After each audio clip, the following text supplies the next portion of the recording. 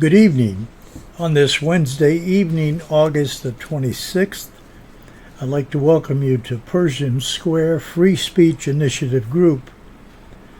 This group focuses on the first principle of life for effective living, which directs our attention to our source of life and who He is and what's in store for us as His crowning achievement.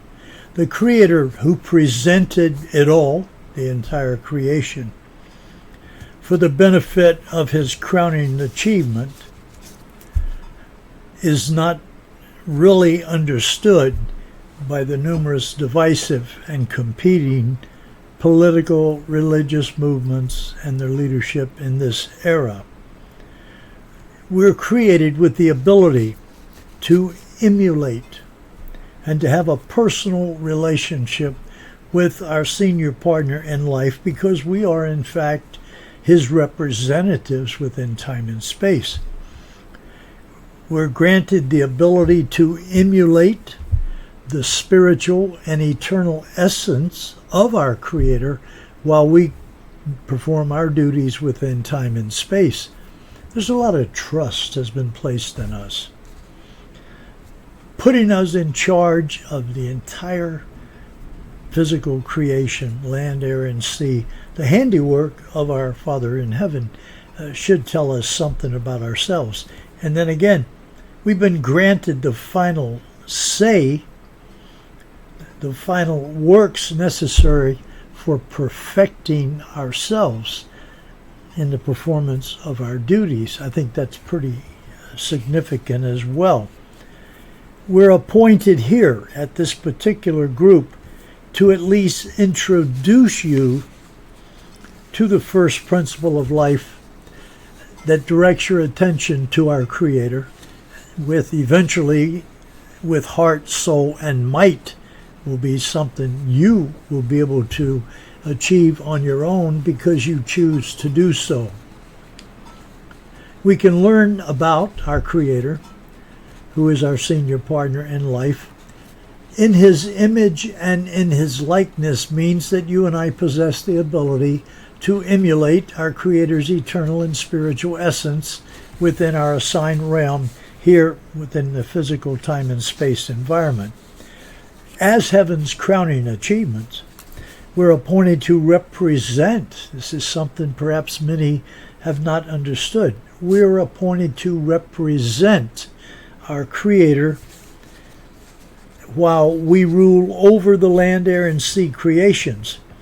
We're also informed that we're to learn how to rule over our own animalistic nature and bring our conduct and behavior into conformity with the will of heaven. In essence, that's what overcoming is really all about. We're not, however, permitted to exercise control over others because we're not qualified to do that.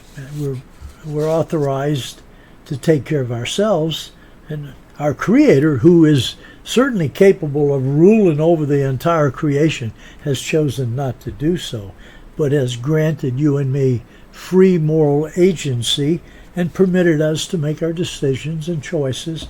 And if we mess things up, we're given opportunities to change. The will of heaven is what was reported to have been spoken by our Creator. So we can know the ways and thoughts of our Creator by simply connecting with what He expressed and acting upon them.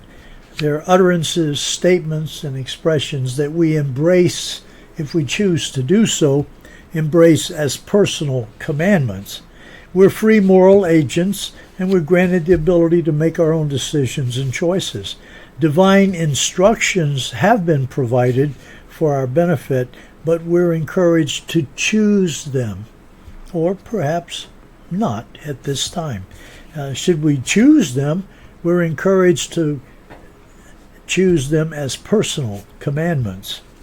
The original divine instructions expressed from the mouth of our Creator and dear friend directed our attention to exercising rulership over the handiwork of our senior partner in life, as we learn how to rule over that part of our nature that requires special attention. We were also to permit others the opportunity to do the same, and not to place ourselves in some sort of authoritative or dictatorial position where we're trying to dictate to others what they do. Our world is filled with divisive and competing political, religious movements that I understand now are actually businesses. And the leadership in these various groups appear to be more concerned with ruling over others or making others into their image and likeness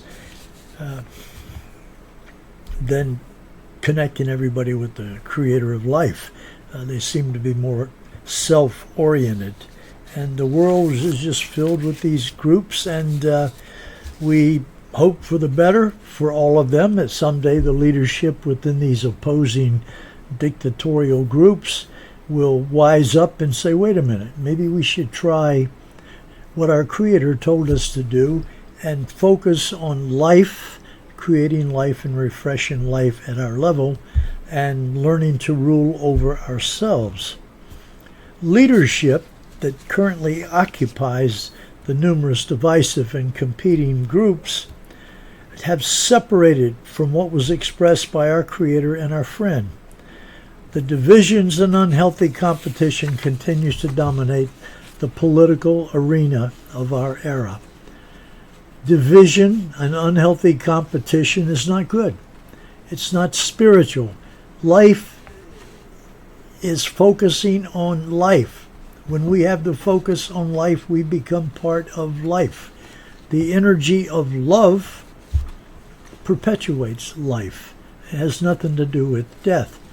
When we create gods in our own image and likeness, that doesn't work. It doesn't generate life. It generates more divisions and more competition. Our source of life, our Creator, who is our Father in heaven, has always been in opposition to what man has created within these divisive and competing arenas.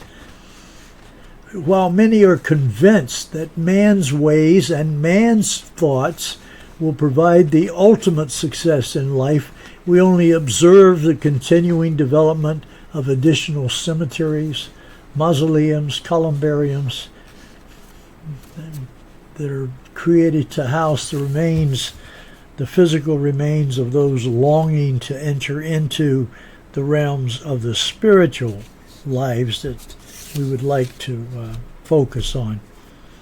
The promises of control freaks, fearmongers, ego-driven, and self-appointed scholar gentry have no merit. Everything has to be put off till after death, because you're obviously not going to see any visible contributions while we're above dirt. So why not just put it in abeyance and say, well, you'll just endure, just suffer, and you will receive all these goodies down the road. Well, that's not how the Creator of life works. The Creator of life, our Father in heaven, says, listen, kids, this is the way, walk in it. And when we respond to what He expressed, then we will finish up this tour of duty on earth and have a very successful one at that. Our senior partner in life, who is our source of life and the best friend we could ever have, has provided much. When we study the utterances, statements, and expressions from the mouth of our Creator, we learn a lot, and we learn a lot more when we embrace them and start acting upon them. We're heaven's crowning achievement, His best creation. So we're at the top of the chain there, folks, when it comes to creation. It is hoped we will eventually connect with these amazing and incredible words of life and put them into action, so our restless spirits will finally have some rest. The eternal and spiritual utterances, statements, and expressions emanating from the essence of our source of being are encouraged to be embraced as personal commandments. The ways and thoughts of our senior partner in life are easily understood. If you and I, as crowning achievements of our Father, choose the life-generating process expressed from the mouth of our Creator. Calloused minds and hardened hearts will not permit anyone to see the physical creation and identify the eternal and spiritual core of what has been presented. It takes an inner operation of love and a focus on life before we're permitted with our physical eyes as well as our spiritual eyes to see what's coming down the pike and the wonderful things in store for those who care about life, who care about demonstrating an appreciation for this precious gift of life, who also are striving to embrace others as equals, while we constantly keep in mind we are to create that healthier self-image. So there, you have it in a nutshell. Our Creator is our friend and not a mean boss who just wants to give you things to do and then sit back and laugh when you fail. That's the wrong idea. That's not life. Our Creator is a very positive energy identified as love. And it's that energy of love, caring about life, that produces life. And when we reach that perfect love, it will cast away the fears that continue to dominate our lives and continue to take the rest away from those spirits that we have, our living souls that long to enter into the next phases of life. Join me again tomorrow evening, and I still encourage you to set up those in-home studies so we can talk at a deeper level of just who our Creator really is and how you were assigned to represent life and to use the energy of love for being successful in creating and also in refreshing life here on earth. Be well, be blessed. Stop in tomorrow.